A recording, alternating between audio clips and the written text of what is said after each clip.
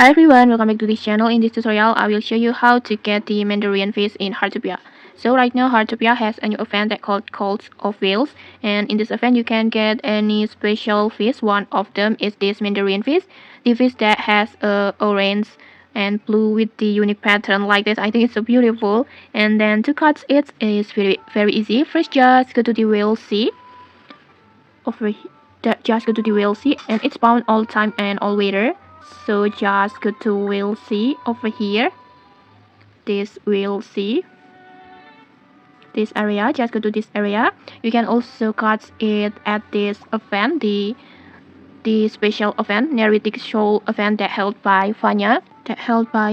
Every 6 p.m. Or you can also initiate it yourself by paying 2,000 gold to Vanya.